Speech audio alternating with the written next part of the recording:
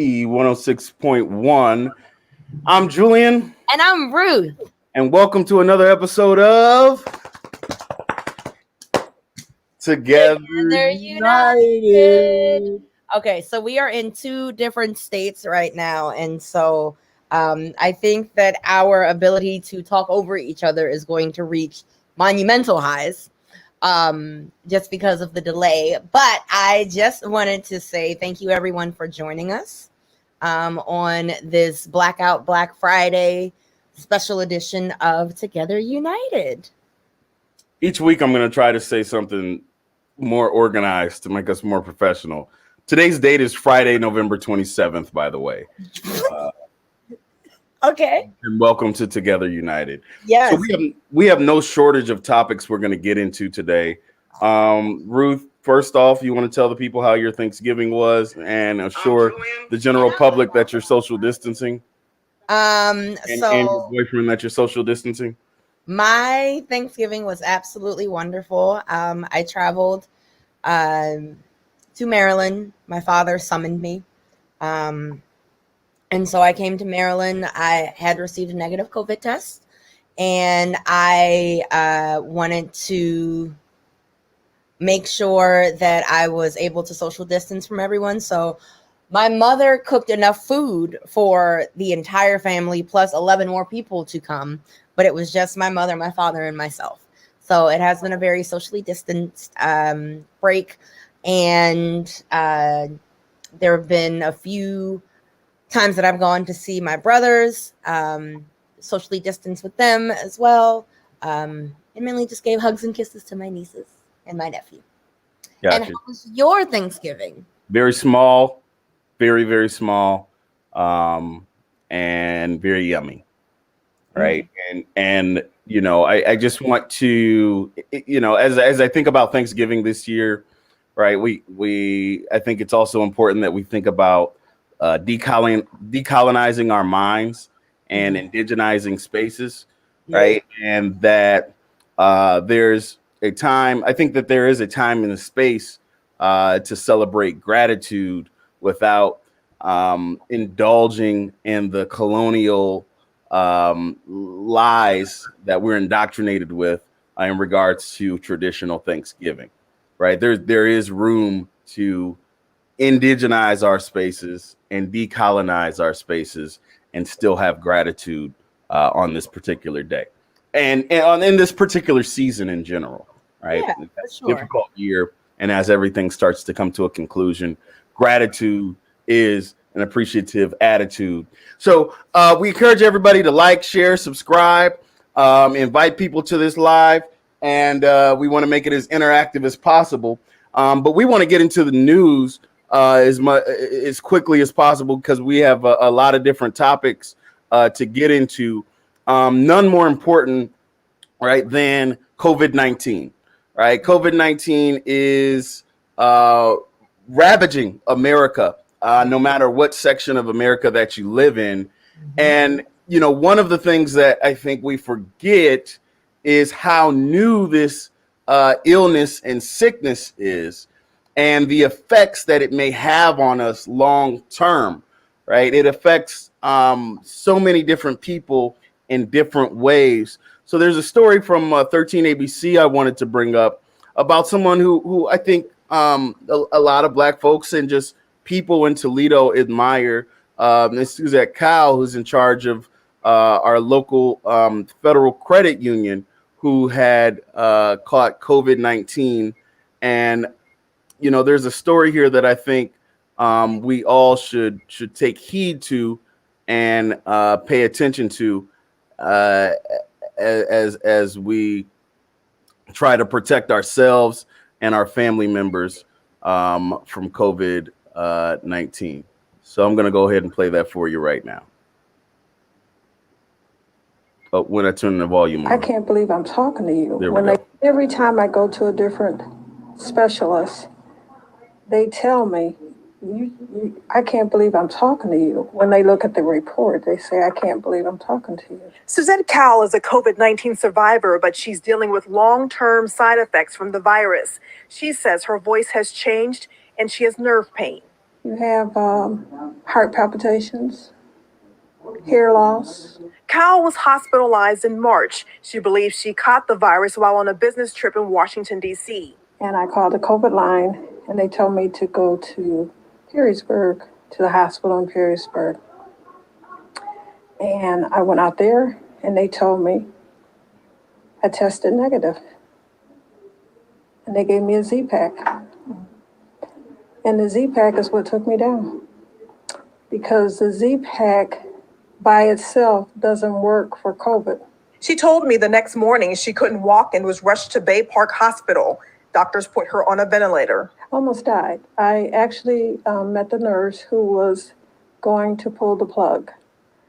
And she came in afterwards and she said, I just want to look you in your face. You can't see it under her mask, but Cal says the scar on her cheek from the ventilator is a reminder each day of how she almost lost her life. The disease hit her entire family and took her 92-year-old mother's life. My mom, COVID never left her apartment.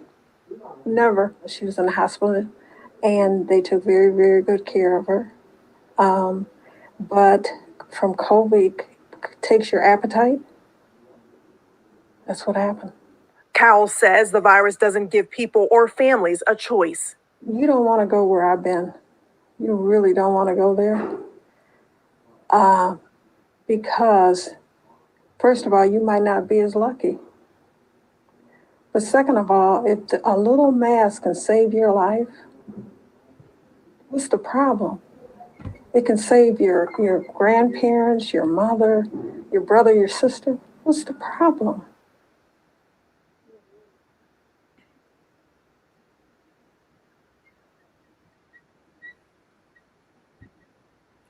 Yeah. So, one, the first thing I was struck by the courage that she had to be able to share that story with everyone. And we're definitely wishing the whole Cow family well. Oh, for sure.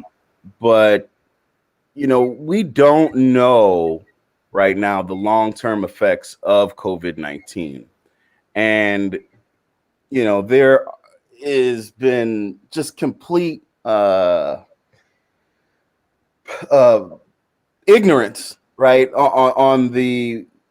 with some folks, right, that may think they're, young and I want to say invincible to it, but like immune to some of the worst conditions that or side effects that it can have. But like, yo, this is serious.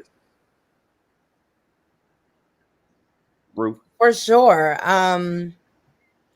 Yeah, I definitely think that for a lot of people, I think they just don't recognize or realize the reality of COVID, and just how much it can change your life, and that there is the easiest way to prevent the spread of COVID is just by simply wearing a mask. But even in that particular story that we just heard, like, her mom never left her apartment and still contracted COVID. So there is just the amount of care that you just have to have at this time is there's never too much that you can do to protect yourself, I think, is like the easiest way to put it, of making sure that you're doing everything that you can do to keep yourself and everyone else around you safe. So yeah, and if you look at the screen right now, I was actually able to bring up some of the statistics. Just for Lucas County, we have about 420 people who have died from COVID-19 just in Lucas County. Mm-hmm. Just in Lucas County, right? I always think it's important to start local, right, with what we talk about, even if we don't talk about it first locally, but realize the impact that it has in our local community, and then talk about what happens further out. But 420 people, remember, this has only been a thing since really March, and we're looking at roughly 15,000 cases. Right. Now if we look at the entire, if we look at all of Ohio, America, okay. or even America, right? We're looking at much higher numbers. I think we hit 13,000 in the United States. 13,000. Yeah. Well, this isn't the. I think this is yesterday's numbers, but yeah, if you look at this, we're I think today, right? I saw something on the news that said we hit 13 million. Excuse me. Okay. 13 million. I get my zeros mixed up. I ain't always the best with that, but 13 million just in the United States, right? Yeah. Which I think, if you compare that to globally, or 60 million globally, right? So Wow. disproportionately speaking, this is a problem in America. Right. Right. And that's, I guess, what needs to be discussed really as we go into this holiday season, as we go into this winter season, is uniquely hurting America and Right. Americans. And of course, within America, you have your racial disparities that cause it to disproportionately affect the Black community. Mm-hmm. Anything you want to add to that, Ruth? You can't get my vibe because you aren't sitting next to me, so I don't think you can. We're online, so like I can't nudge you with the elbow when I'm like, okay, you talk now. Here's my thing. I think that I'm taking all of this in, but I'm also like I'm receiving it with the fact that I traveled in order to be with my father and my mother, and so it's just like having to go through the emotional and mental gymnastics to come down here for Thanksgiving. I think I'm just like really taking this all in at one time, of just the gravity of what even me coming to Maryland means. And honestly, I feel a little hypocritical having this conversation because I came down to Maryland. And so like I'm just kind of laying in the cut because it is a hypocritical conversation for me to have. Oh, so that's why you're so quiet. Okay, I was wondering. I'm gonna let you have this whole conversation by yourself. No, don't let me talk by myself. Well, no, because there's nothing that I can say that makes me that doesn't make me hypocritical. Like, I came to Maryland. I wanted to be with my parents. I made the decision to travel. I did everything in my power. I wore the mask. I think the only time I stopped 3 times, and each time was for gas. Hey, Patty. And like I came straight to my parents' house. Okay. Like, well, that's what we're dealing with, and that's what we're looking at. I'm gonna let's take this story to the next level, because on Thanksgiving morning, the Lucas County Health Director woke up to a unique scene in front of his house. Let's see what happened. Oops. Day, voicing disappointment. And student athletes from across Lucas County spent part of their Thanksgiving Day voicing disappointment over this week's orders to close school buildings and put a pause on sports. As our Kaylee Kirby explains tonight, the group feels it's being punished despite doing everything the right way. Wednesday's order to close schools and pause sports from the Lucas County Health Department has frustrated some parents, coaches, and student athletes across the county. Right now, we're fighting for our kids' senior year, my kids' senior year of sports, my team's senior year of sports, and kids that have grown up dreaming about this year for their whole life, and this just being ripped away. They say this order is penalizing those who have done everything they've been asked to do to keep sports going. So they march from Ottawa Hills High School to the Board of Health President Dr. Jonathan Ross's house, voicing their concerns. As you take these kids out of school, you take these kids out of their sports, their extracurriculars, where do they think they're going to be? Are they going to be sitting at home in their room playing video games? No, they're going to be getting together. There's going to be no ability to follow, to trace anything they're doing. The parents and coaches say leaving kids in school and their sports is a safer environment. Dr. Ross acknowledging that spread in school and sports is minimal right now, but could change based on COVID-19 in our community. Given the level of disease that's in our community, that our schools will soon become a point of transmission in the community. And we could wait until it is, or we can do something ahead of time. Dr. Ross said he will take a written statement from the group outside his house this morning and present it to the board. Reporting in Ottawa Hills, Kaylee Kirby, WTOL 11. Ruth? Okay, so this one I can speak on because what I am sick of, it is just white people tripping. Plain and simple. White people are tripping. I totally understand the need and the desire to protest. Like, I've been protesting all year, right? All year. And I don't understand how. Okay, so here's my thing. When it comes to schools, I am very, very, very concerned because of how COVID is treated in school buildings, right? Like, you have, like, I feel like for the most part, there's all of these different plans and protections put in place in order to make sure that students are protected, to make sure that staff is protected, to make sure that everyone kind of has a level and barrier of distance. And like, prime example, I was in a building this year during COVID where I came in when we were at red, and then we went to yellow, and then back to red again. And what that meant was that there was a period where students were in the building and then a period where they were not. And in that time, I can tell you that as a district, as a Toledo Public Schools district, there were a lot of teachers who were exposed to COVID, right? And in their exposure, they had to take off work because, you know, either they had symptoms, there was some level of exposure that they were not able to be in the buildings anymore.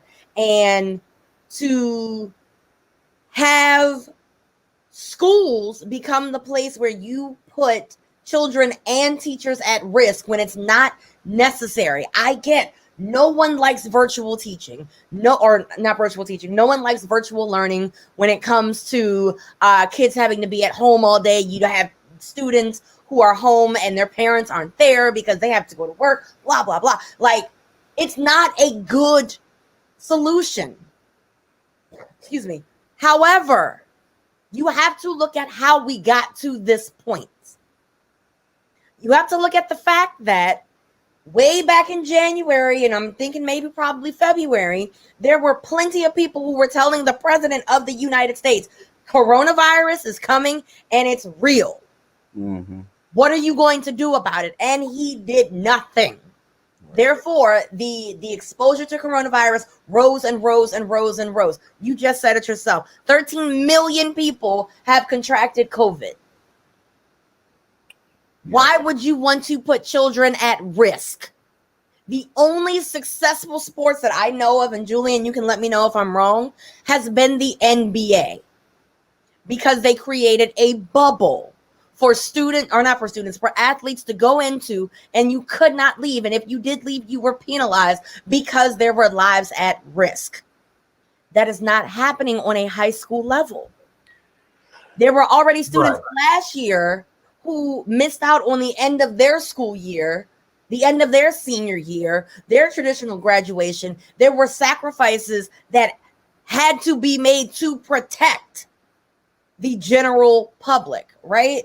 So I guess it's because they weren't directly affected that they didn't have as much to say, because their student was a junior and they had already finished their season, and therefore they knew that coronavirus would be gone by now. But that's not how airborne viruses work. Yeah. It's just not. And so there are consequences to that. And even if you follow all of the directions and all of the requirements, If the school shut down, the school shut down. And I hate to be the person who says that this protest is not going to accomplish what they think it will, because it's not about a systemic injustice. It's about the health department protecting them. It's about saving lives at the end of the day, right? Like that's what I'm not really understanding here, right? Like is it look, I was very much into sports in high school, right? Like it's very much part of my identity, and it was a big deal. And I had scholarship, a potential scholarship opportunity available. So, and I fully believe in high school sports and the power of it to mold young minds into being future thinkers and the leaders of tomorrow, right? But is it worth, at what cost, right? Like, we are the individual. Here's what it is: the individualism of these people, their personal individualism is trumping our collective well-being. Trumping.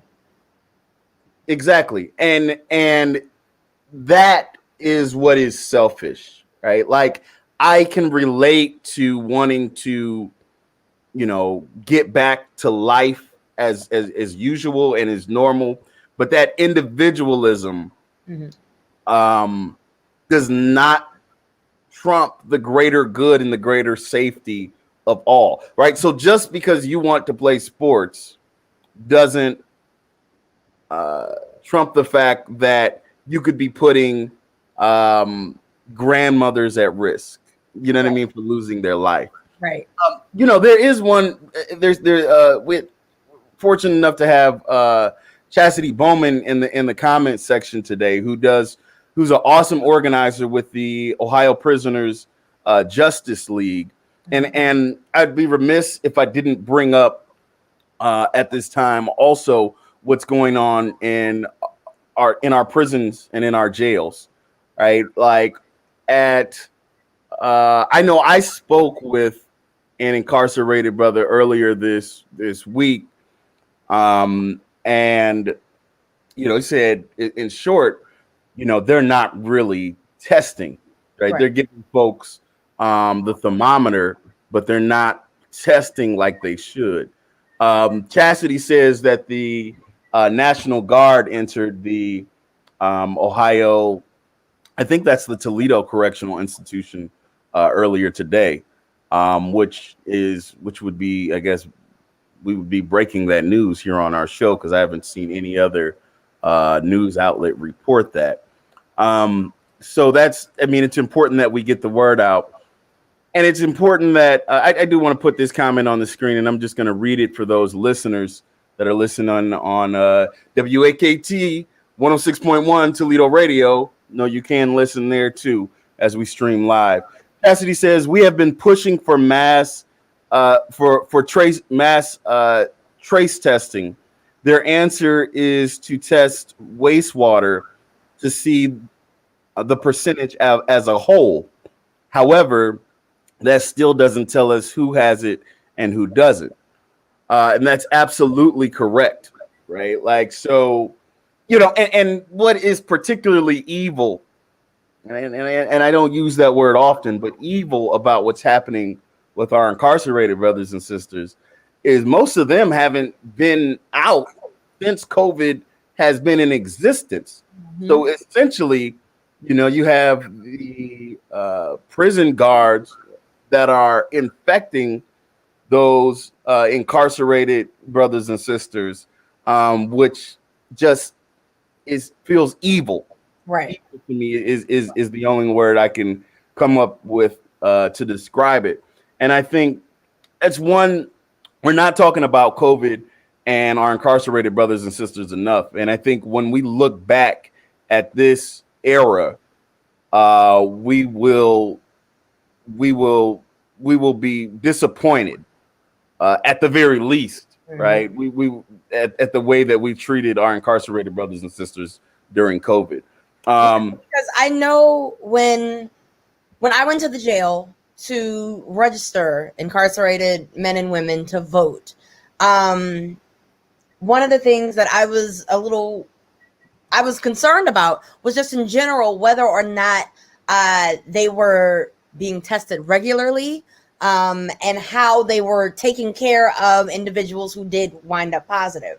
And at the time that I was there were a handful of people who they had put in, I guess, some holding cells on another area of the jail where they were either just entering the jail and they were putting them in quarantine, or they had started to have or they started to show symptoms and then they put them in quarantine. And I know shortly after we registered individuals to vote that there was a gentleman who died from COVID.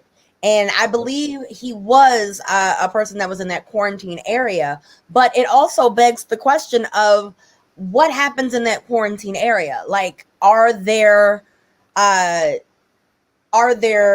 like levels of cleanliness that are in line with what the state says is considered a quality controlled level of cleanliness? Is that happening in the jail? I can tell you probably not. Is there anything being done in the jail outside of them receiving masks that does anything to prevent the spread of COVID?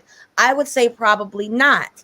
Even in the individuals who I asked if they had received masks, a lot of their masks look like socks.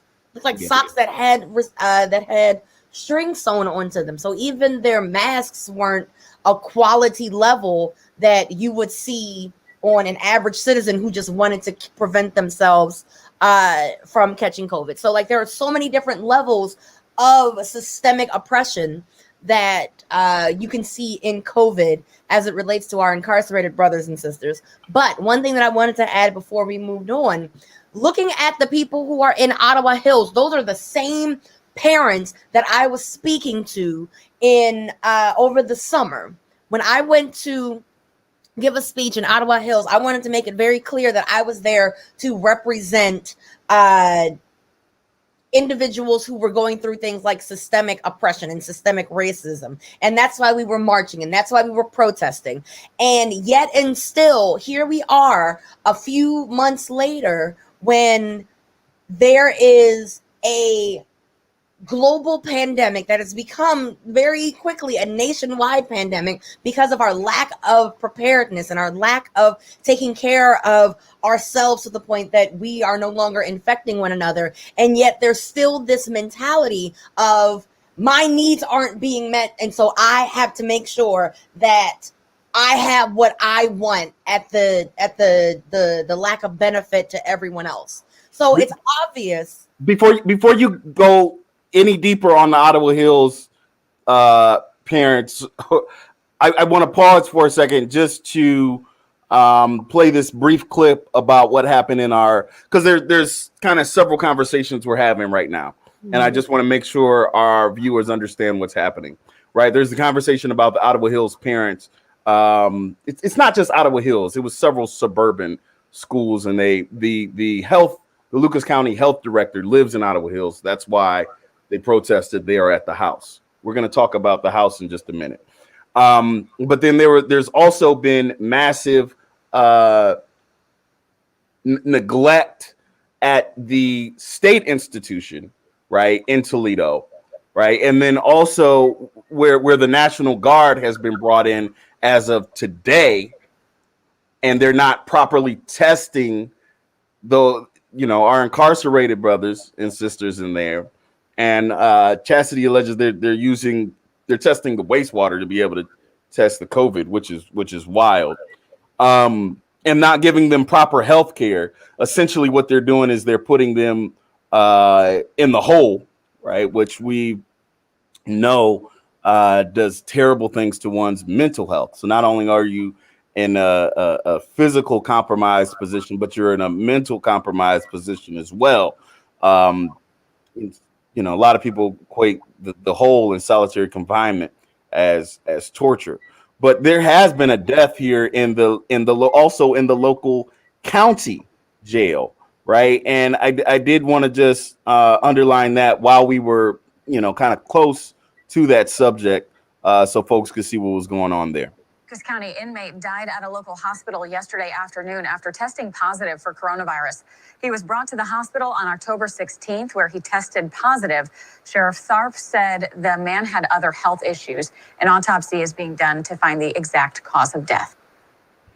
So, they always say that there's other health issues, right? Like they like, yo, this is getting really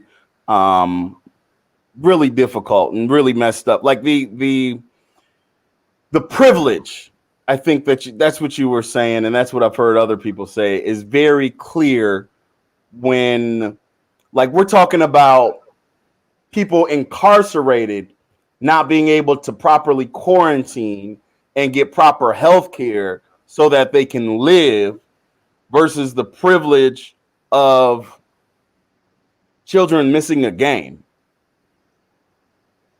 which may spread the disease even further. Yeah. Ruth. So there's another part of this I wanted to kind of touch on before we kind of move from this, is they took the protest to the house of the Lucas County director. Now, we do a lot of protests. Only really once, maybe twice, has that protest ended up at somebody's doorstep. What do you think about? Can you talk to me a little bit about taking the protest from the streets to one's doorstep? I got my opinion on it, but I want to hear yours first.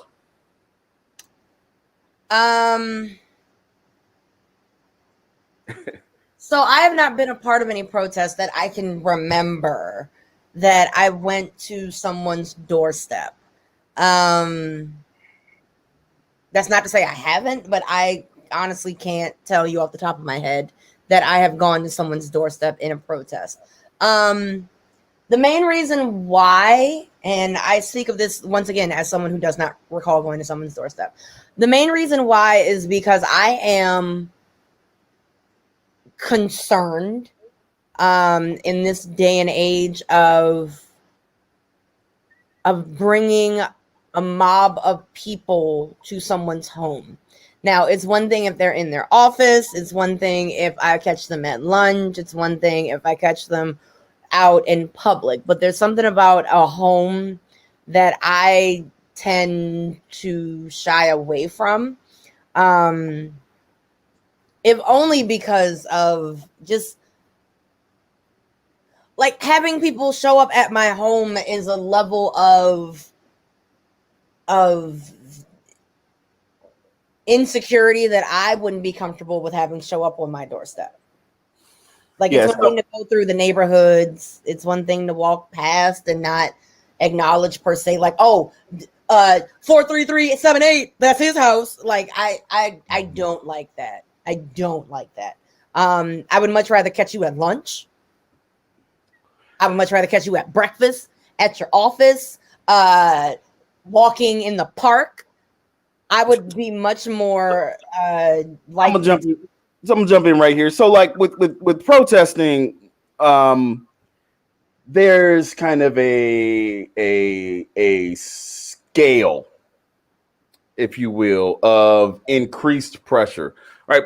Most of the time when protesting is done right, it's used as a tool to leverage one's power, to demonstrate and leverage one's power. Otherwise, it's just performative, right? And you're just doing it to bring attention, which sometimes that's important too, right? But so there's like different levels and different intensities of protest, right? And to me, taking it to somebody's front doorstep is really like a a last, like I went past the mayor's house, right? So I'm not going to be a hypocrite here. And, I know a lot of other people that have, gone past folks' home. You know what I mean? I know there's even been talk of, never mind. I'm not going to put that out there yet. I'm going to keep that close to the chest. But there's been other talks of protests and going past people's house. And the reason I bring this up is because I found it to be ironic to discuss, because usually we're on the other side of this conversation. You know what I mean? And but for real though, it's something that I hesitate to do, and it's like as it's towards the end of this scale of things escalating, right? It comes towards the end. It's not like at the beginning. You know what I mean? Like you don't protest on 10, you start at 2 and you build up, right? That's just kind of the basics 101s of protesting. But I wanted to bring this to attention because this didn't only just happen in Lucas County, right? This has happened all across the state of Ohio. And there's someone who I actually who I look up to, right? Councilwoman Tara Samples out of Akron, right? I originally got to meet her because she was the vice gubernatorial candidate 2 years ago when Dennis Kucinich was running for governor.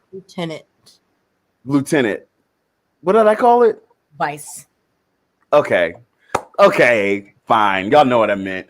But so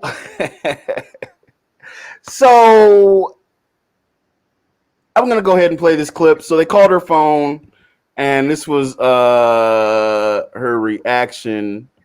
And yeah, let's just play this. Oops. This Tara. Hi, Tara. I'm a resident of your ward. Your name?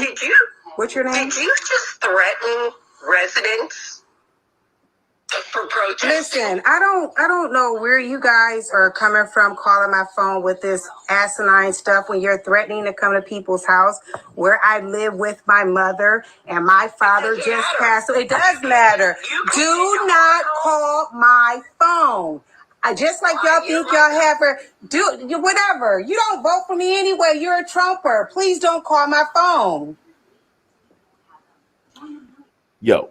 So let me just first off say I got respect for the energy, right? Like some of these people on the right, like here's something that I struggle with as somebody that's on the precipice of trying to enter public life. Is a lot of these folks on the right think we're soft and think that they can just run over us and say whatever. And they don't realize we are not the one. You're messing with the wrong one, right? Like, like you might get that energy you looking for. And you might not be ready for that energy to come back at you. Right. And so, Ruth, what your thoughts? I mean, that's exactly what I'm talking about when I say like don't go to somebody's house. Like I do not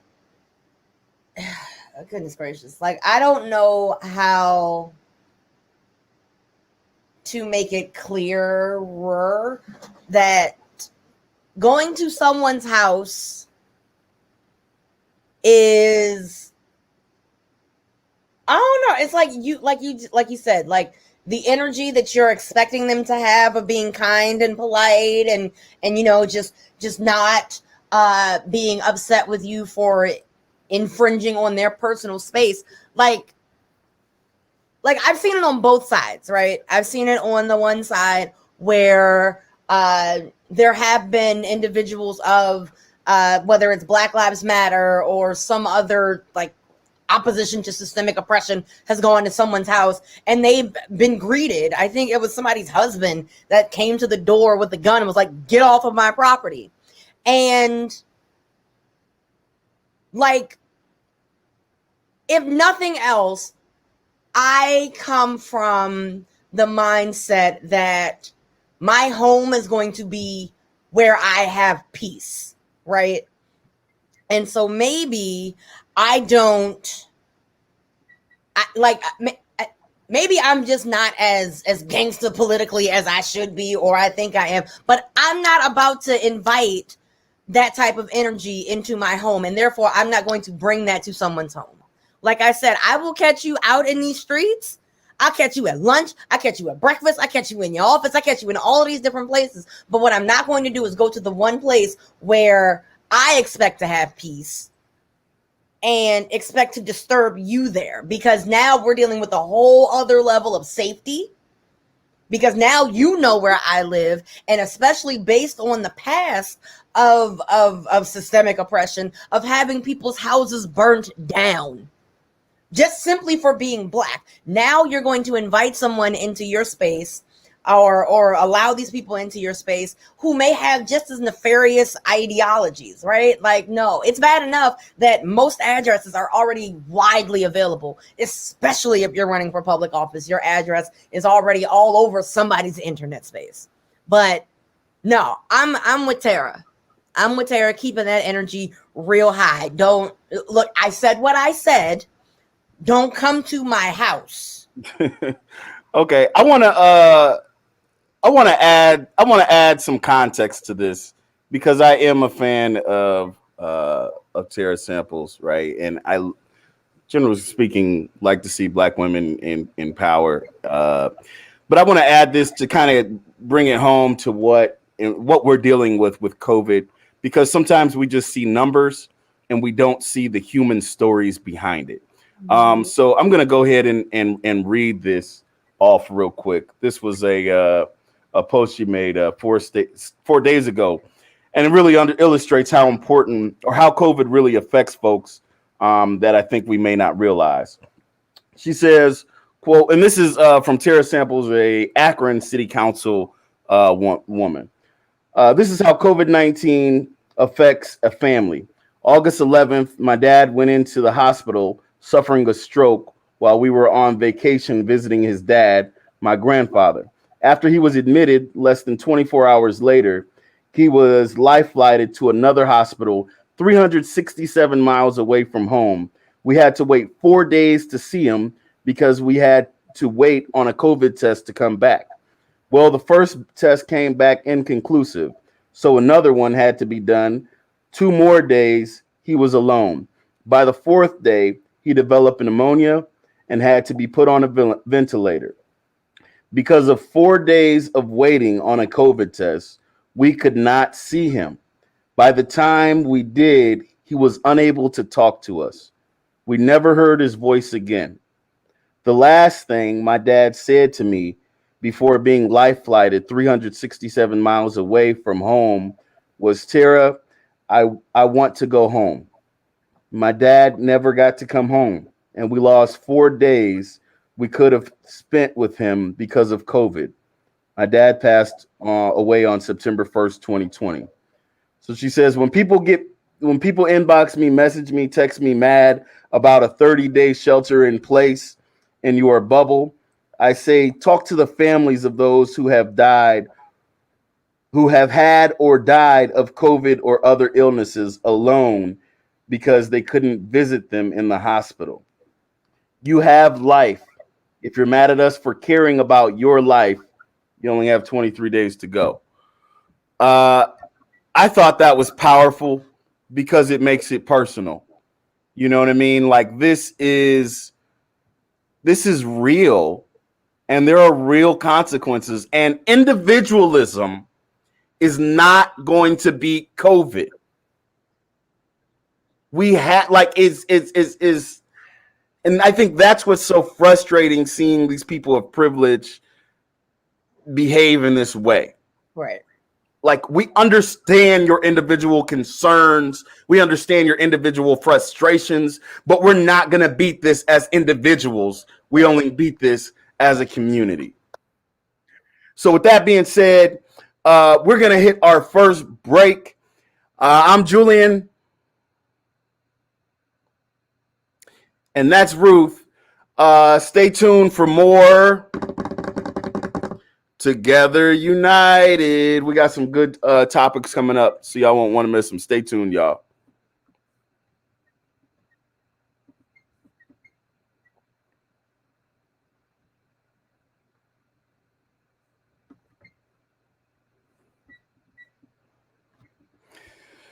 Okay. Ruth, you back? All right, y'all. So you back, Ruth? So we're on a quick break here, where we like to go into any details and anything else we got going on.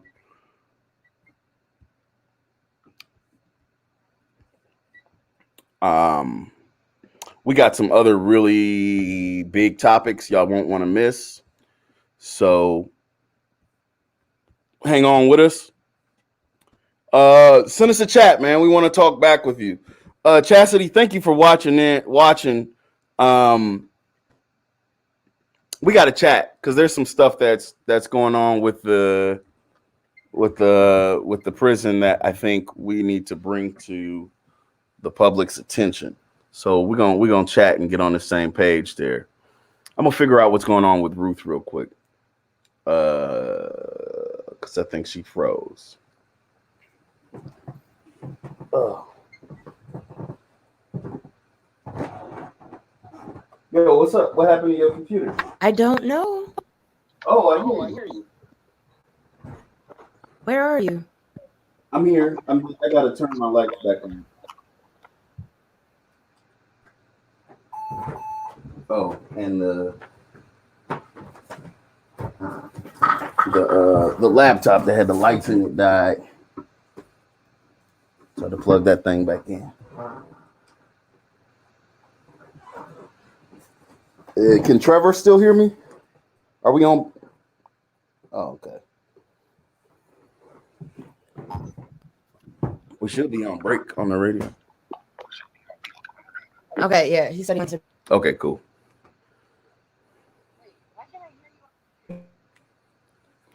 Huh? You keep freezing up. You was cool until like 2-3 minutes ago.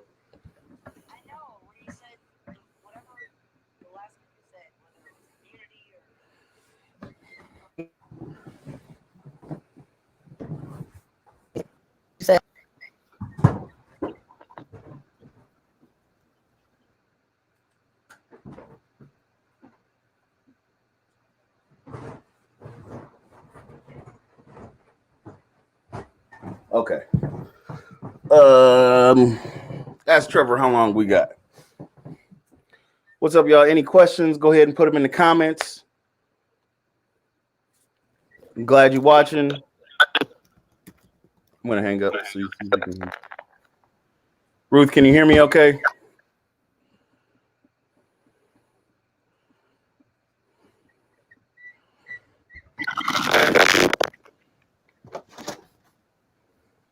Ugh.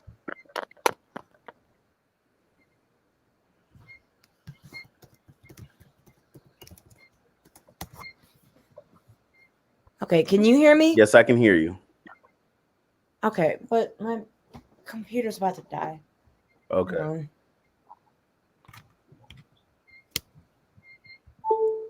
I'm gonna log on the Zoom with Trevor. Okay, we're good. He can hear me? Okay, I can back in about 2 minutes and 30 seconds. Okay. I'm gonna log on the Trevor.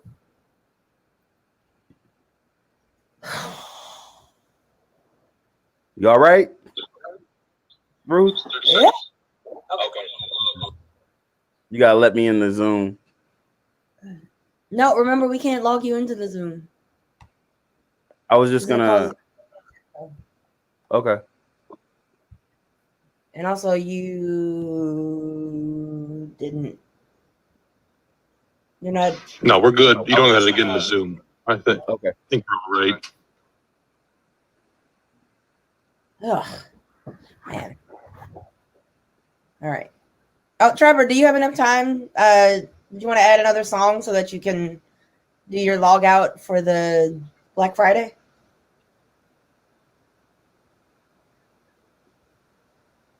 No, I think he muted me. What's up, y'all? Went to Go ahead and Skyline add knowing that we could trust The show, I should have enough time. Okay.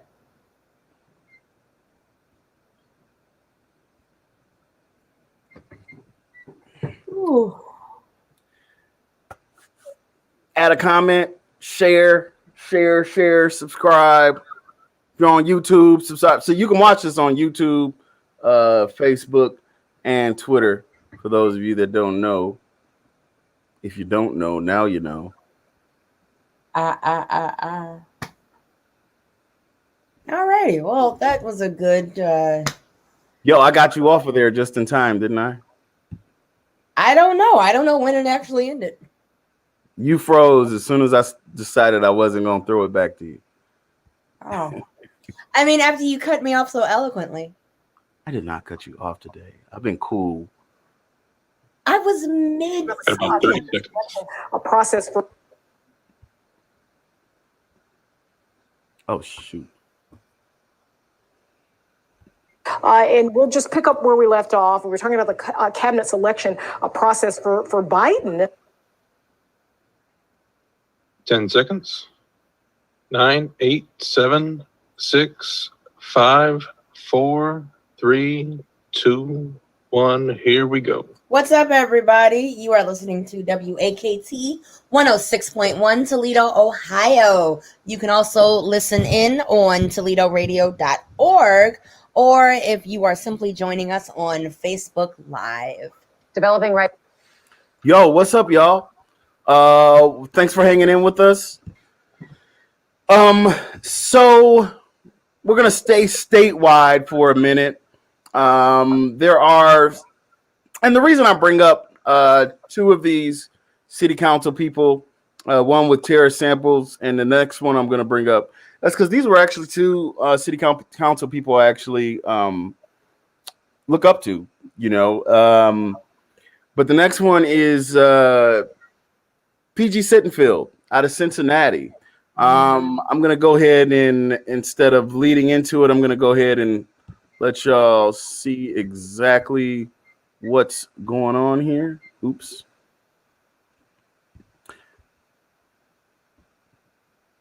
Sorry for the delay.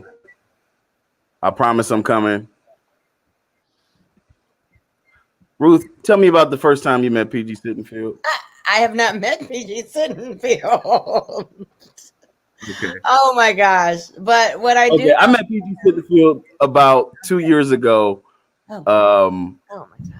Oh my gosh. Or no, excuse me, about 2014 or 2015 when he was actually running for Senate. Yeah, he was running to challenge Rob Portman for the Senate. But in the primary, he had to beat Ted Strickland, who's the former governor of Ohio.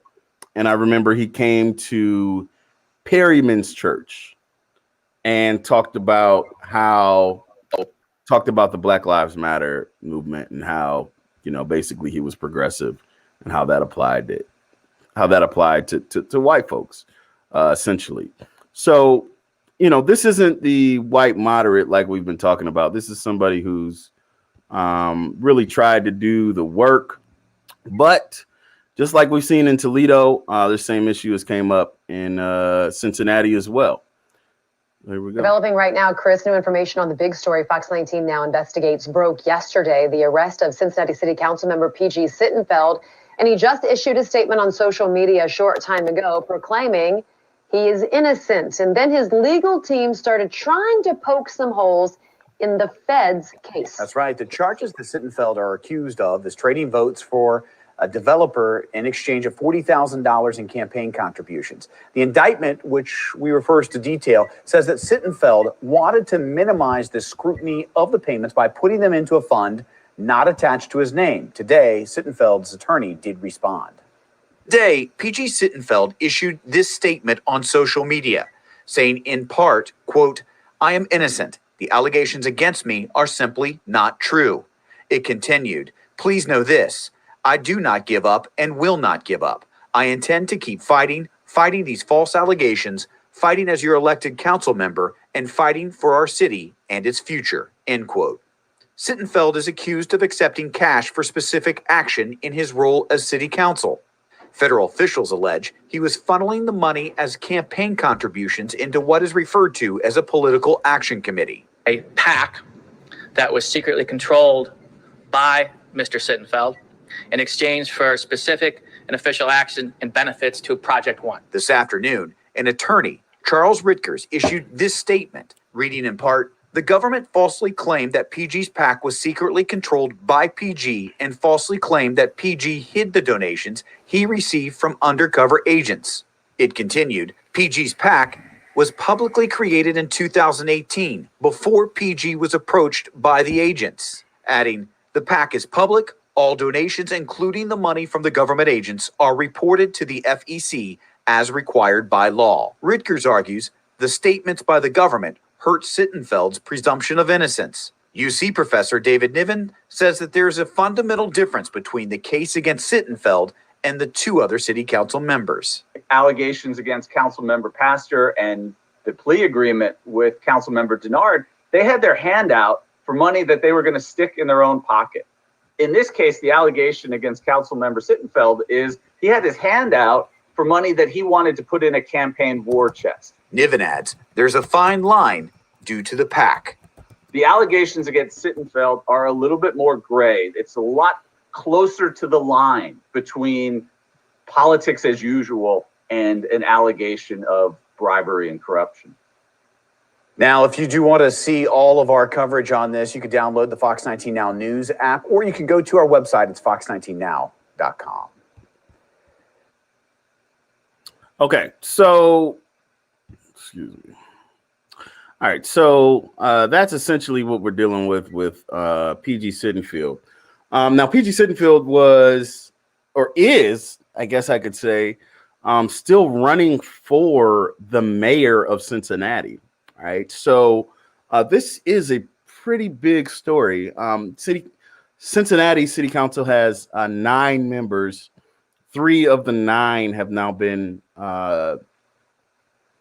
indicted by the FBI. One of them, Tamaya Denard, pleaded out, I think, for 2 or 3 years. And so, yeah, it's eerily similar to what we have here in Toledo, right, where 4 of the 12 have gotten in trouble for something similar with campaign donations or allegedly pay to play.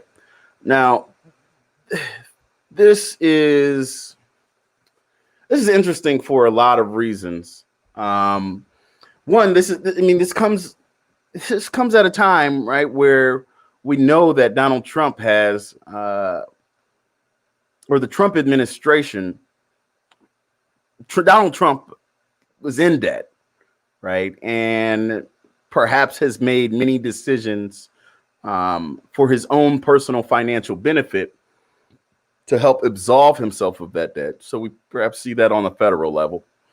We see that on a state level with Larry Householder with a $1 billion bailout with First Energy and $62 million that was spread out through several different state house races, Democrats and Republicans, for him to have for him to become the Speaker of the Ohio House, which he actually was up for re-election this past year, and he won his re-election, right? Which is incredible to me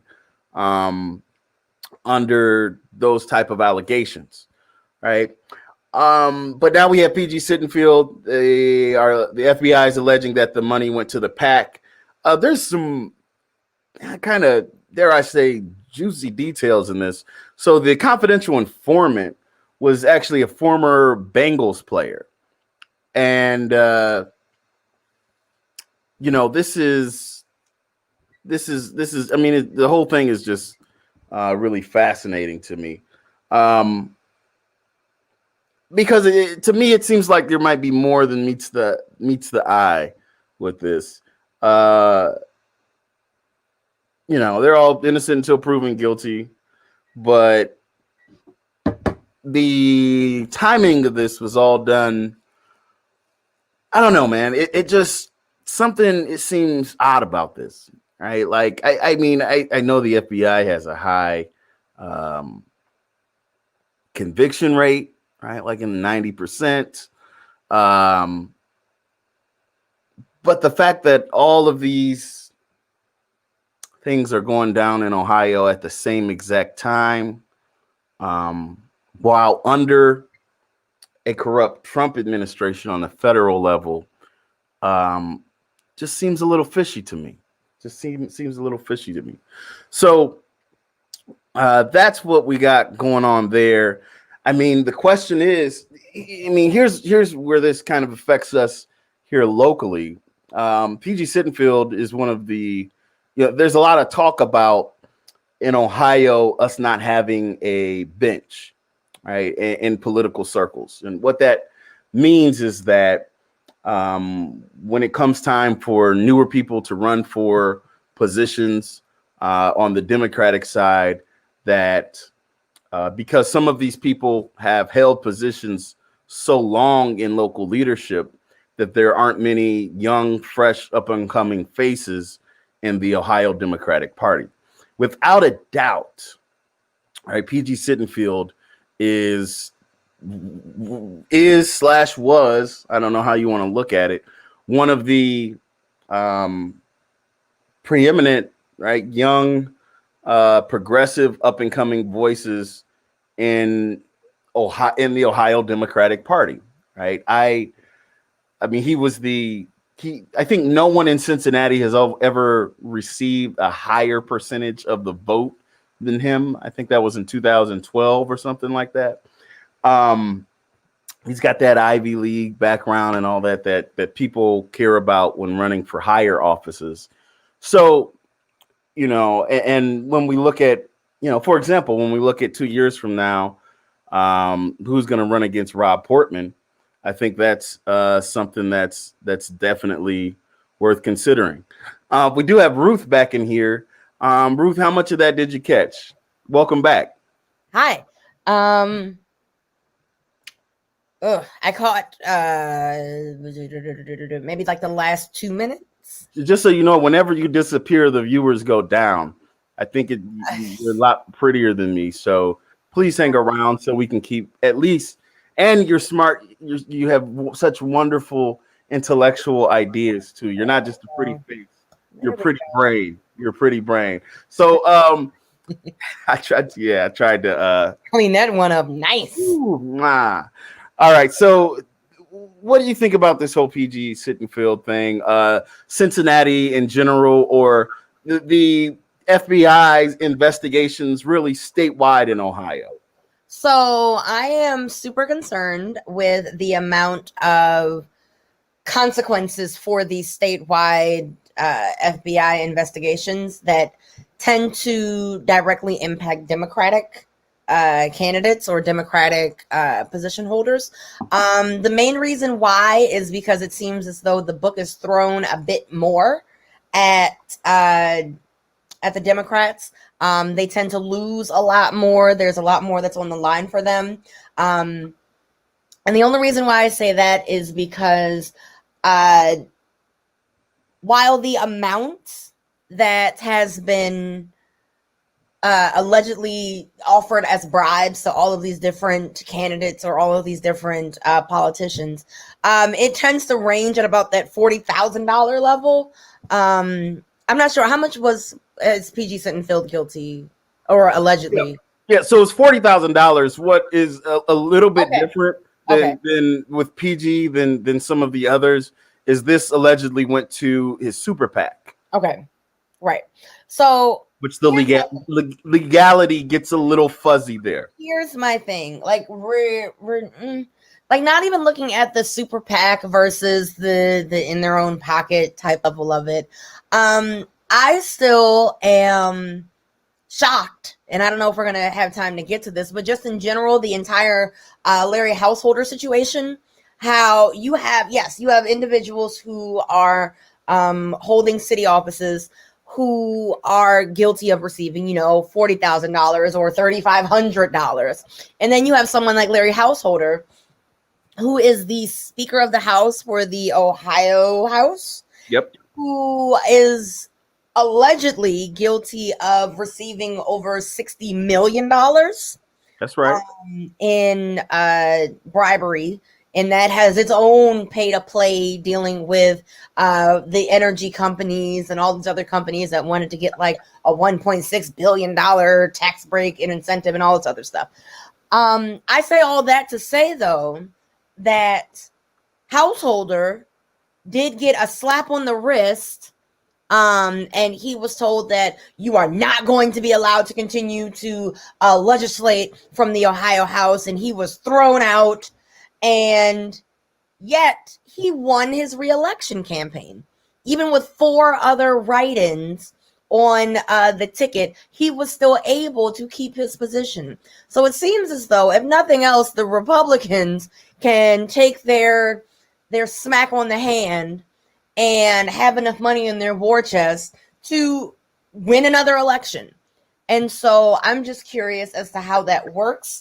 And I guess I just didn't realize that even if you're voted out by all of the members of your committee, that you can still be voted back in by the people. So that's just really...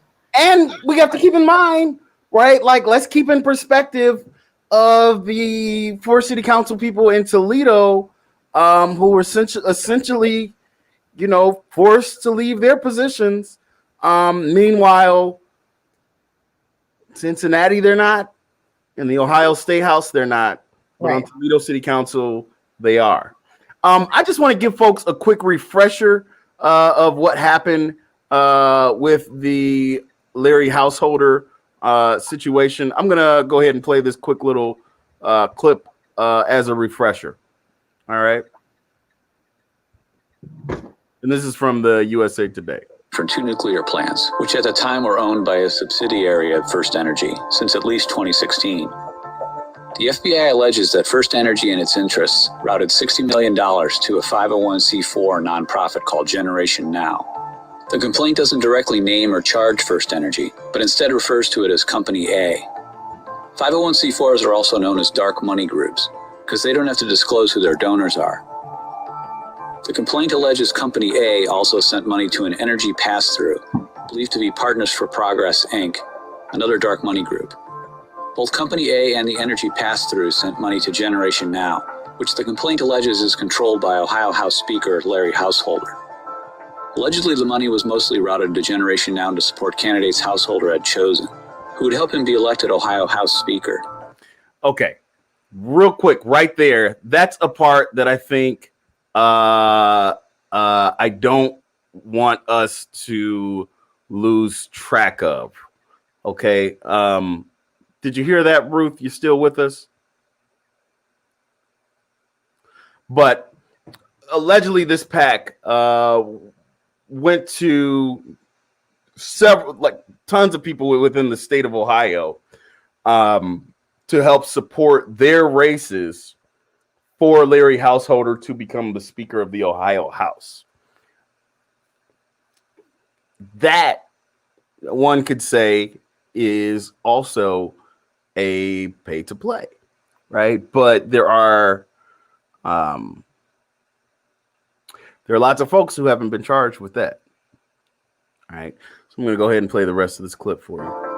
Householder was elected Speaker and came to power in early 2019. He was elected by 26 Republicans and 26 Democrats and passed Ohio House Bill 6, which provides a $1 billion subsidy to support the Davis, Bessie, and Perry nuclear plants. The bill passed the Ohio House and Senate and was signed into law by the governor in July 2019. When Ohio lawmakers pass any bill, opponents have the opportunity to gather enough signatures for a referendum, which puts the law in question on the ballot for voters to approve or disapprove before the law takes effect. In this case, opponents had a window from late August to October 22nd to get the required signatures. The complaint also alleges that money was sent from Generation Now, several other dark money groups, and political action committees. That itself is not illegal. What is alleged to be unlawful is that the money made its way to 3 places. Money spent to get Householder elected, and to elect others who would help him procure the subsidies. Money was allegedly used by Householder for personal benefits, like paying off a lawsuit and to fix a house he owned in Florida. Money was used on advertising and other efforts to pass House Bill 6 and to scuttle the efforts for a referendum. As a result, Householder and 4 alleged co-conspirators were arrested and charged in a racketeering and bribery case that U.S. Attorney Dave DeVillers calls the largest public corruption case in Ohio history. All right, so that's what's going on with Larry Householder on the state level, right? And I think it's just important to point out what's going on with this. Andrew made a great comment. I think says that the Republicans are just as bad on the state level as the Dems for their participation in the handling of House Bill 6. They don't get as much media time as the Dems, though. So, I mean, that's what we're dealing with. I just, there's something about this that, I don't know. He got reelected this November, y'all. I mean, I just don't know how else to say it and how else to make it plain. He got reelected this November. So that's an issue. That's an issue. So what I'm going to do now is we're going to transition just a little bit to the national level. We want to talk about Jamal. I'm going to talk a little bit about Jamal Bowman. And sorry for any of you that are listening.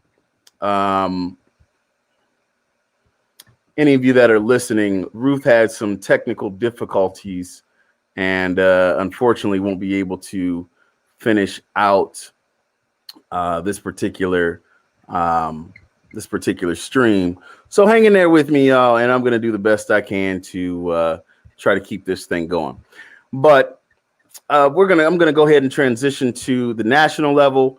So Jamal Bowman, who was elected as a progressive out of New York, it's actually the district that's right next to AOC's, is a black man, educator, and unapologetic progressive, right? Which is something that I think Democrats should strive more to be. We do better as Democrats when we are unapologetic progressives than when we try to morph into diet or light Republicans. If you look at even at the state of Ohio, right, where the case was made several times over and over by former Governor John Kasich that Joe Biden would be moderate enough for Republicans to like him and vote for him. Yet, if you look at the results of Ohio, Ohio is still very red, right? And so, I would say, and many others would say, that we do better off when we move further to the left and engage in unapologetic progressive values and talk, as opposed and then bring out new voters. Because here's the thing, is there are tons of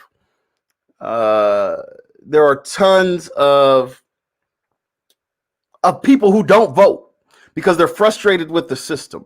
They think that everything and all the politicians are the same. How do you engage those people? It's by speaking truth to power. And so I want to bring up a clip with that right now from Jamal Bowman. He was on CNN earlier this week, and let's just take a look at how that went.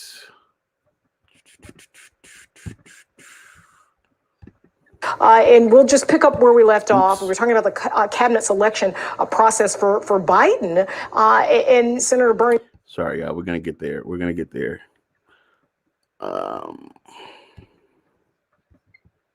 Give me just a minute.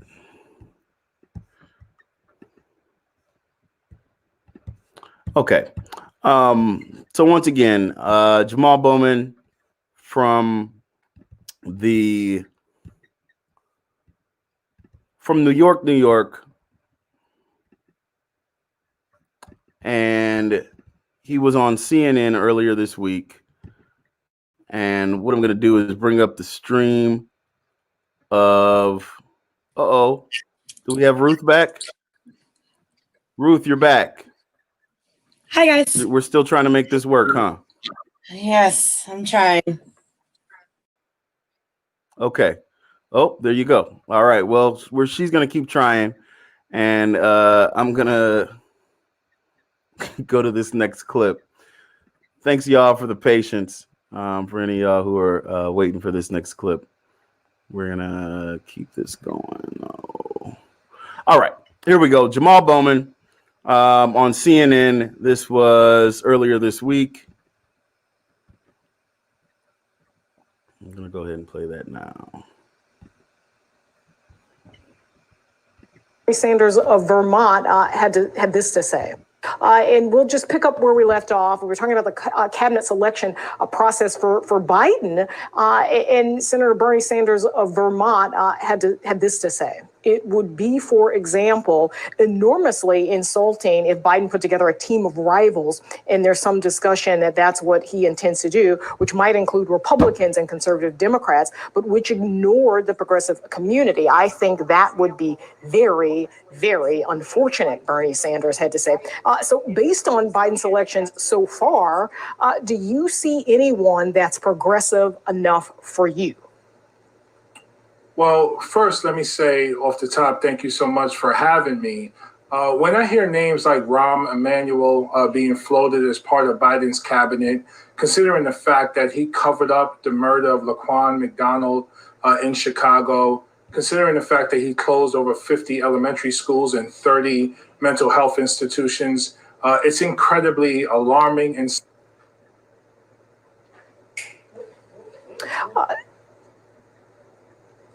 So we lost the congressman-elect there. Sorry about that. We'll try to bring him back. Whoop. Whoop, there it is. So CNN, so Rahm Emanuel, right, who was Obama's chief of staff, then served as the mayor of Chicago, following his stint as Obama's chief of staff, proceeded over the cover-up of Laquan McDonald, right? If you remember that, there's all kinds of issues. I think there was also a teacher strike that he did not stand behind. He was in direct conflict with. But the thing is that at this point, we have to see what it is, right? And that it's so important that people like Jamal Bowman speak truth to power, right? And that we hold those accountable, those moderates accountable for their lack of valuing Black lives, right? There's really no other way to put it. Shout out to Andrew in the comments section, says moderates are so cringy because they have the unpredictable side to them. With every issue, I feel like moderates lack transparency because they don't stand firm ground, right? Moderates essentially are diluted, right, with their rhetoric, and you don't know where they stand, right? So why not elect the real thing? And when we talk about electoral politics and how many people are not engaged, it's because people feel that distrust. People know that there's that distrust, and that's why folks don't want to. That's why a lot of folks don't show up to vote. Right? Shout out to Nuda, a frat brother in comment section. It says Democrats have struggled finding candidates that energize and appeal to both young and old voters. The party has completely split. The party no longer has a solid, unified identity. Ruth, welcome back. I promise I did not cut you off like CNN cut off Jamal Bowman. What do you think about that most recent comment on there from Nuta? So that's been my talking point for the longest time. I think ever since it was announced that Biden was going to be the candidate for the Democratic Party. The Democratic Party is a moderate party. I think that it's going to take more than likely this generation with the election of the hard left or the, what are they called? Justice Democrats. Yes, the Justice Democrats. I think it's going to take a generation of Justice Democrats to truly move the Democratic Party further left.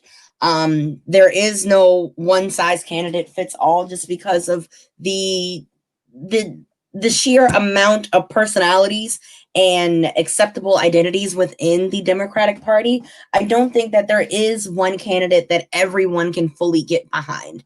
I think, in all honesty, there is a I don't want to say this tongue in cheek, but I feel like there needs to be a Jesus complex when it comes to having the perfect candidate who has to be ticking off all of the boxes, that has to be accepting of any and everyone, that has to meet the litmus test of democracy in all and any faction in order to meet both sides. And even still, that won't be good enough, because I see on the Republican side, they find somebody that just loves whites more than they hate blacks, like, and they're just like, oh yeah, America.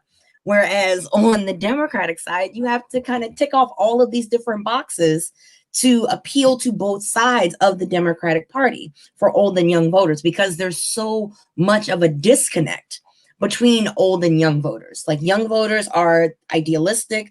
They see lots of different possibilities for what the world could be. And older Democratic voters see what they identified as the status quo. And so it's hard to find. Go ahead. It's going to be hard to find the moderate of idealistic versus status quo. Like, I don't think that person exists, quite honestly. But like Brother Cornell Washington, Dr. Cornell Washington said to you, you have to push the older Democrat way lovingly, because that's the only way we're going to move forward. You have to push them out of the way lovingly, because as long as there's that split between idealistic and status quo, there's never going to be that middle ground. You said a mouthful right there, Ruth. Thank you. Yeah, there's I had to come back hard. Okay, I missed too much. I appreciate you for not giving up. Thank you. Yo, so there was a tweet on Twitter that I wanted to bring everybody's attention to, because I think this essentially summed up exactly how we feel in this, doggone it, and this conflict that we have. Where'd it go? I don't know.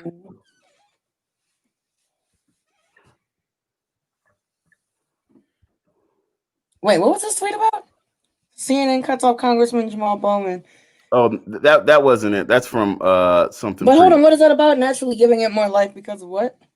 Oh, I mean, that's what we were talking about Jamal Bowman and what happened on CNN. You might have missed that, Ruth. That's what you were coming in. That's what you were coming in with talking about. But what we were talking about just now is essentially authenticity. And I wanted to share this because I think this essentially brought up. Oh no! the difference very well with what we're looking at here, right? And if you look at Thanksgiving, right, when we look at Thanksgiving, right, and we look at say Cori Bush, the freshman congresswoman from St. Louis, versus it's a Midwest thing. No. Okay. But if we look at Cori Bush's tweet on Thanksgiving versus Kamala Harris's tweet, there's a divide here. And I think this exemplifies the divide very well. I'm going to enlarge it for those of you that can't see it.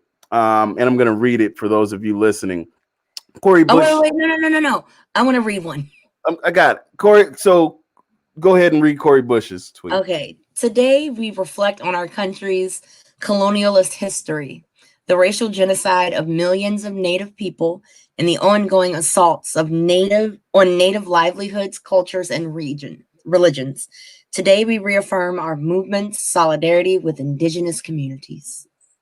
Now, how's it? Talk about how that's authentic, Ruth. Oh my gosh, it reminds me of my classroom.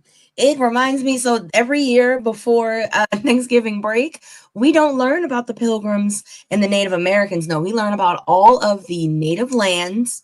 We identify which tribes were there.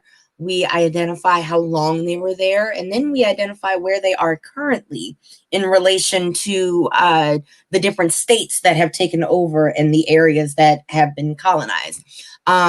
There is a very long explanation leading up to Thanksgiving of the Native traditions, so that none of my students go home thinking that Pilgrims and Indians, as they were quoted when I was coming up, split a turkey, because they didn't. There were no pies. There was no stuffing. There was squash. There was corn. And there was smallpox. So that's mainly what that first Thanksgiving is all about for my classrooms. And so, we look at how Native American lives were changed, how they were killed, how they were destroyed, and how their descendants fight and continue to fight for autonomy over their lands, over their names, and over their personhood. Okay. So that's what we need, as folks would say, is we need what we got. And in this particular moment, right? And this is what we're talking about. Like, both of these are women, Black women, Democrats, right? Now let's look at Kamala Harris's. During difficult times, during difficult times, go ahead, and you want to read it. Go ahead, Ruth. During difficult times, I have always turned to cooking. This year, I wanted to share one of my family's favorite Thanksgiving recipes with you. I hope whenever you're able to make it in life, it brings you as much warmth as it has brought me, even when separated from those I love. And it's an image of Kamala's cornbread dressing. You think it's good? It might be good. It might be. I read through the recipe. I know that there are apples. It might. Now, what? I will say, as I flipped through the whole recipe, it looked like a couple of pages straight out of a Mormon mommy blog, and I'm here for that. Aesthetically, I love it, but it's giving me First Lady and not VP. Ooh.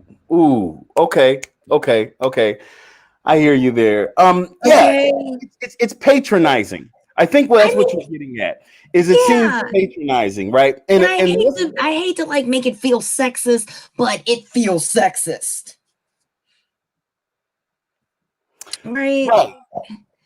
So, no, I need Cori. I need Cori to be second in command of the free world. But some would say, is this what we need to unite our country? Is Cori Bush dividing our country with that type of rhetoric? No. You want to know why? Why? Why? Okay, I'm gonna look in the camera because I feel like I'm looking down. So the reason why we need Cori Bush's logic is because we as a country have to come to terms with who we are as a country in order to move forward. We can't keep brushing everything under the rug, assuming that someone else is going to deal with the mess that has been made of the American democracy.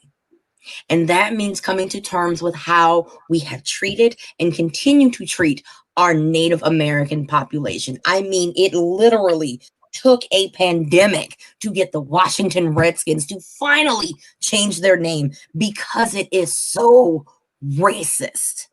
We have to realize that national holidays bear a lot of responsibility for what they represent. That means unpacking the 4th of July by reading What is the 4th of July to the Negro by Frederick Douglass. That means looking at what Thanksgiving actually is to the Native American population. That means looking at, what's another one we can do? Like looking at Christmas and how that really affects people on a economic level, and what does that do to the self-esteem of a child or to the self-esteem of a mother or parents who are trying to fulfill this idea of what it is to have a successful Christmas morning. You have to come to grips with that, and that means that on Thanksgiving you acknowledge the people who are most directly affected in the celebration of this holiday. And no, I'm not talking about the Pilgrims. I'm talking about the Native Americans. You have to come to grips with that. And that's what moving forward means. After coming out of a Trump election cycle where everything was white and therefore it was right, and everything that was brown was stuffed in the ground, and everything was black it had to be whack. Like, oh, I'm on Jesse Jackson. Whoa. Coming out of that, there has to be that complete 180. Otherwise, you go right back to what we were, which was a country that, as much as I love Barack Obama, and I told y'all he's my blind spot, but there has to be a level of reconciliation. And until that reconciliation happens, we are no better now than we were 4, 3, 2, or 1 year ago. You have to do that work. And that work means that it's uncomfortable on Thanksgiving. That work means you're acknowledging those that came before, and that work means that it can't just be about stuffing or dressing with apples. Yeah, I think, when I see this stuff, it's reminiscent of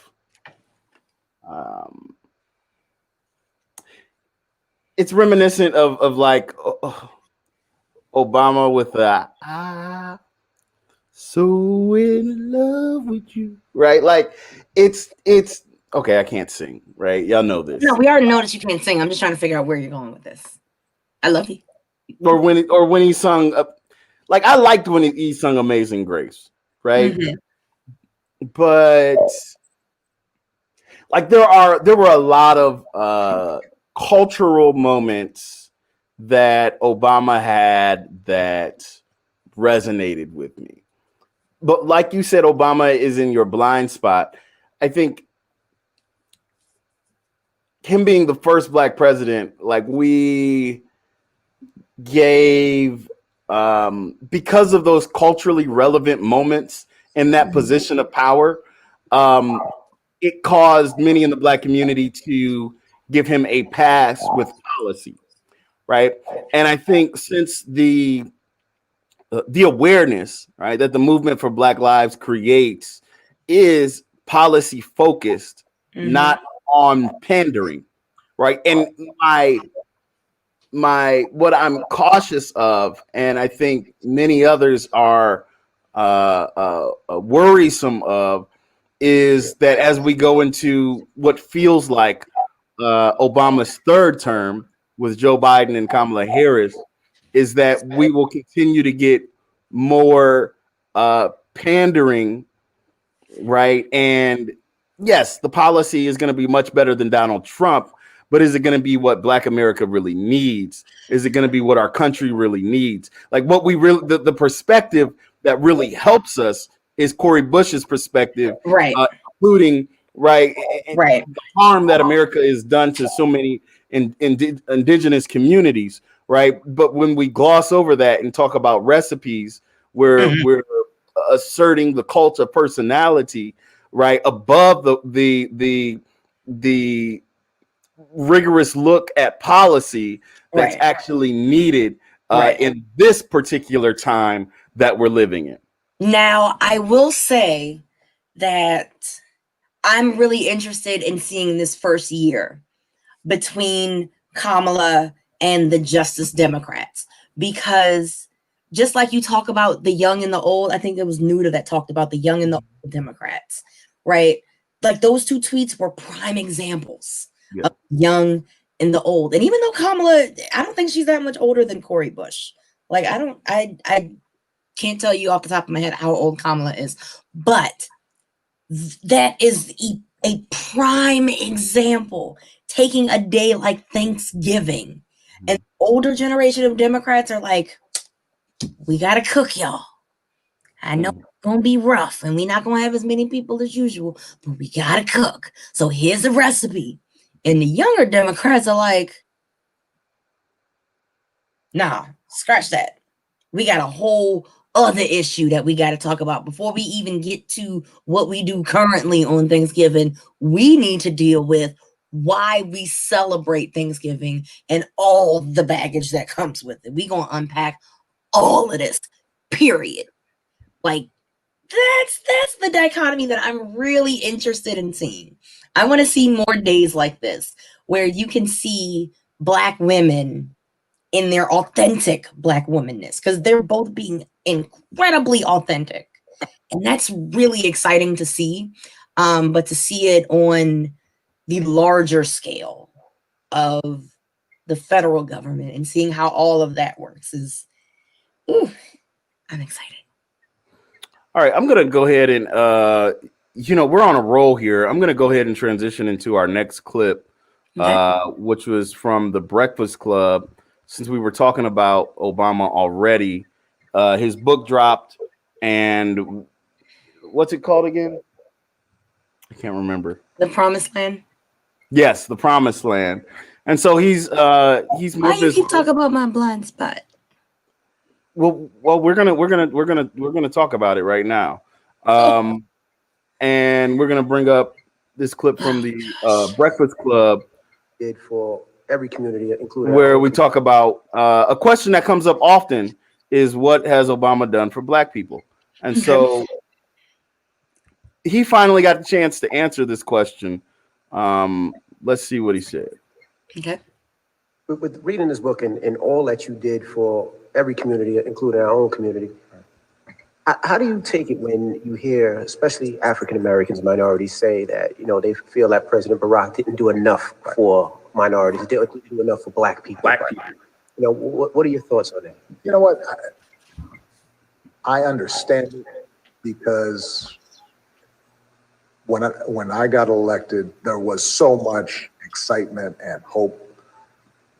And I also think that we generally view the presidency as almost like a monarchy, in the sense of, well, once the president's there, he can do whatever needs to get done. And if he's not doing it, then it must be because he didn't want to do it. Well, we see it with Trump, though. So he does what he wants to do, so people assume. Well, right, because he breaks laws. Right. And or disregards the Constitution. But look, I think that anybody who wants public life, they need to understand that, yeah, you're going to get criticized, because that's just the nature of it. If you don't want that, then you shouldn't be in that business. The good news for me was that I was very confident in what I had done for Black folks, because I had the statistics to prove it, right? So by the time I left office, you had seen 3 million Africans have healthcare that didn't have it before. You had seen the incarceration rate, number of Black folks in prison, drop for the first time in years. You had seen juvenile correction system, 30% fewer people in that. you had seen Black poverty drop to its lowest level since 1968. You had seen Black businesses rise. You had seen Black income go up. So I could just look at the data and I could say millions of Black folks were better off at the time I left office than when I came in. And, what I have to accept, and I think what any president has to accept, is the fact that, okay, I got 20 million people healthcare, but there's still 10 million out there who don't have healthcare because Republicans blocked me from doing everything I wanted to do with Obamacare. I can understand why they would be upset. How come things didn't change? I think people want to know, like, what did you do specifically for Black people? Not the rising tide lifts all boats types of rhetoric. You all know Black people's boat got a hole in it. So the systemic things that were done to Black people to put us in these positions, we need specific systemic things to get us out. So, what I'm saying, Charlamagne, is Black poverty not faster than everybody else. Black incomes went up more than a lot of other folks. So, the issue is sometimes we just didn't go around advertising that because, once again, the goal here is to build coalitions where everybody is getting something so that they all feel like they've got a stake in it. But a lot of my policies were targeted towards people most in need. Those folks are disproportionately African American. Now, the truth of the matter is, Charlamagne, at the end of the day, there is no way in 8 years to make up for 200 years. Absolutely. Okay, so thoughts, Ruth? I love Obama. I think the very last part of what he said resonated a lot with me. There's no way to do in 8 years what took 200 years to put in place. I think that's been kind of the answer to a lot of individuals' criticism of Obama, is how does he target specifically Black people? Like, how is he supposed to undo all of this in 8 years, or even in the first 2 years when he did have the House and the Senate, as opposed to the remaining, I think it was the last 6 years that he did upside down. I think, Black poverty went down, Black income went up. The goal is to build coalitions to help the people most in need, who are most often African Americans. I don't know. I don't think when it comes to, like, what did Obama do for Black people? I personally was most impacted by health insurance. Yeah, me too. I feel like the Obamacare was a big deal that, excuse me, a lot of people are still benefiting from. Excuse me. And that's a big deal for Black people. Like, healthcare in general. That's a big thing that Obama was responsible for. So, if nothing else, he could put a feather in his cap on that. So, like, what really bothers me, I agree with some of the general sentiments, right? I think far too often are overlooked, right, in the discourse of what Obama did, right? Like, Obama really did a lot to help every American. You know what I mean? I think the part of it that just rubs me the wrong way is I really don't like the fact of, at one point he basically said it. He almost had to hide the fact that he was doing stuff for Black, like that this was helping Black people. Right. You know what I mean? And I think that like it wasn't hid that like we were making progress with gay marriage and LGBTQ rights, right? Like the White House was painted the colors of the rainbow flag, right? Like it was very deliberate. I think Obama only appointed women to the Supreme Court, right? Like, and that was done on purpose, right? As a signal that, you know, women help put him in office, and this is essentially part of what you're getting for your vote, right? But then all of a sudden, like, we have to hide what we're doing for Black people. Like that type of opinion. I'm tired of having to hide that we need to have policy that helps Black people. And let me just explain briefly why. Because it's no secret, or it need not be a secret anymore, that when you have policy that helps Black people, it helps everyone else in this country, right? Like it's not like it's only helping Black people. It helps everyone in the country, right? And so like this idea, like we have to tiptoe around, well, we got more Black folks insured, we're opening more Black businesses, but don't tell it, don't let massa know, right? Like, it frustrates me because I think it's important to own it, right? To admit to the marginalization that America has done to different communities, own it, and deliberately move in the opposite direction.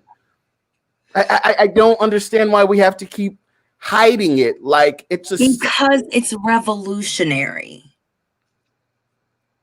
What about Obama's revolutionary? You talk to me. No. I'm not talking about Obama. Okay. I'm talking about. I'm gonna give you the big screen. Go ahead. I am talking about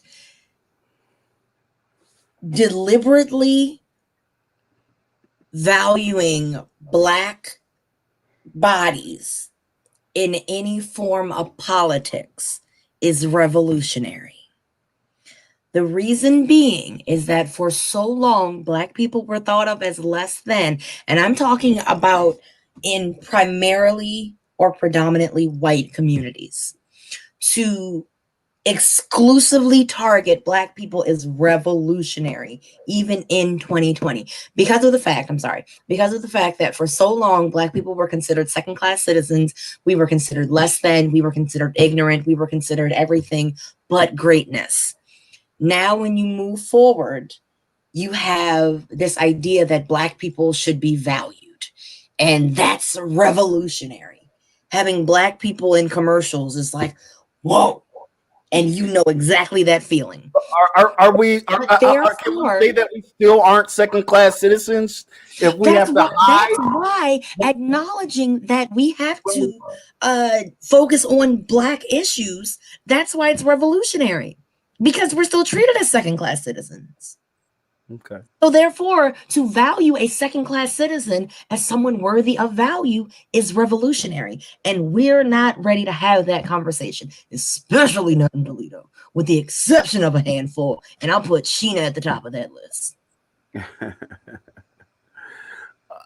Okay. I mean, I think I hear you. Like, there's a lot of work that has to be done. And you know it as well as I do. You know good and well that standing up for yourself and standing up for Black people is revolutionary. Am I right or am I right? I mean, yeah, but okay. So therefore, no. Hold on. So therefore, if you can admit that standing up for Black people is revolutionary, don't you think that putting policies into action that directly benefit Black people would also be revolutionary? I'm tired of this game. Oh yes, be tired. Where we have to shrink and act like we're invisible, or like we have to play this game where we have to hide the fact that we're helping Black people. Oh, honey. I'm tired of that game. Honey, You know what I mean? tired is not the word. Tired is not the word. It is exhausting because even when you try to do it, you still get beat down. You still get told to be quiet. You still get pushed in the corner. You still get labeled. You still get told that you're acting uppity or that you're acting like you're better than everyone else when all you're really looking for is equality. But that doesn't exist, not in this world. And yet we have continued to fight for it, but it is exhausting.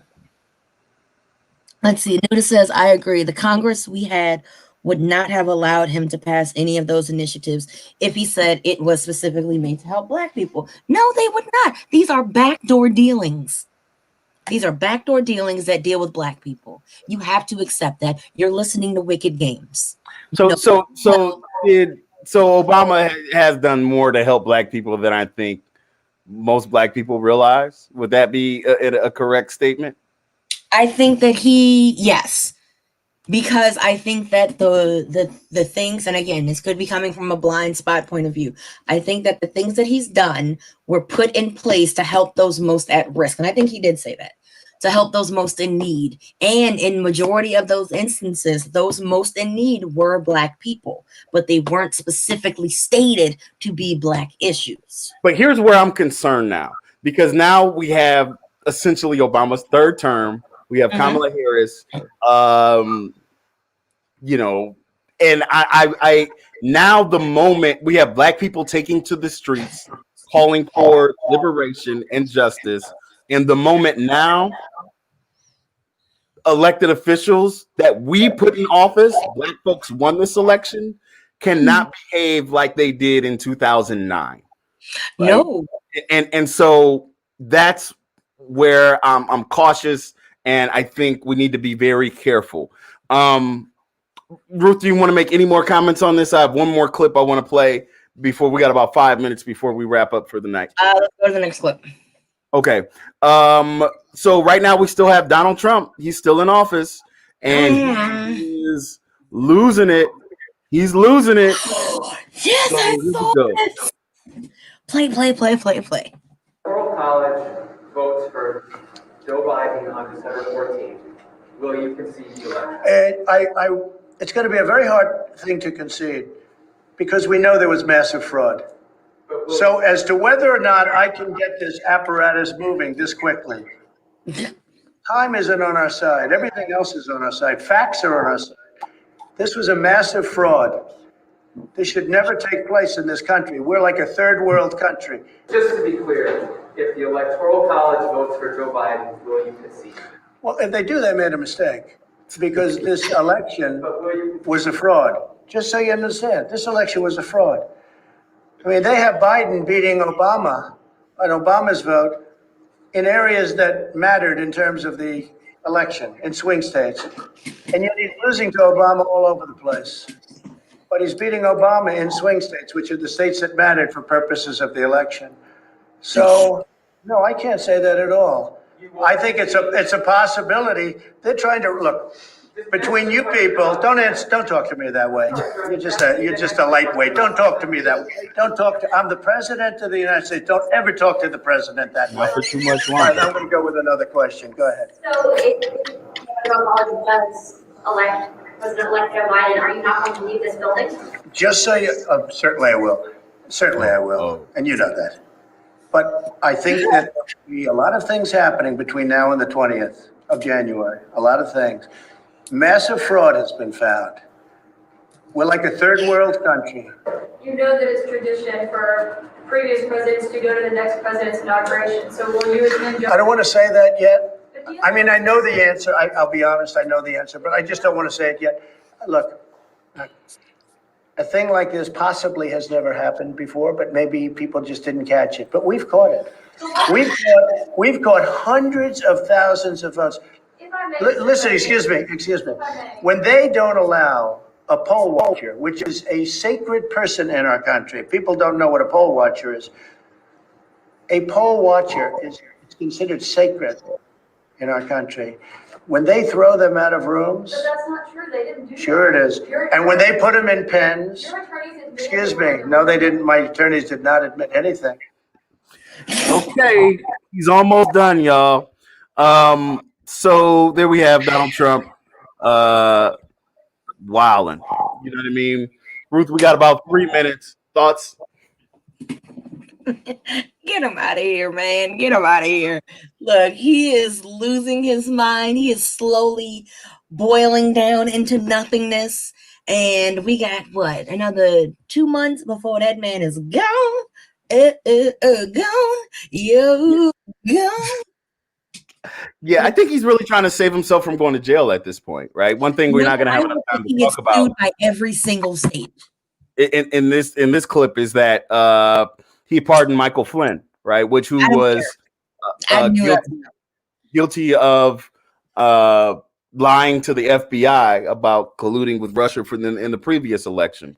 I mean, this is a man that's fighting for his life and is in straight up denial of the facts of him. Like I said, of the facts of him about to lose this race, right? And so I think that it's gonna be. He says he's not gonna let him drag him out. I think he was probably not gonna show up to the inauguration, but I don't know. No, man. But you know what? At the end of the day, he lost. He's gone. He's not president no more. We're losing you a little bit on your stream, Ruth. Are you kidding me? Oh my gosh. Either way. Look. Yep. At the end of the day, he lost. I think it's important to remember that Black people caused them to take that L, and that's it. That's it. So no matter how, but he is actively still trying to cheat. He's still actively trying to cause a coup in America, and he's trying to undermine our democracy. So we do still have to keep an eye on that as we go forward. But we're out of time. I'm Julian. And I'm Ruth. And that's Ruth. And thank you for listening to another special Thanksgiving episode of Together United. Peace, y'all. Peace.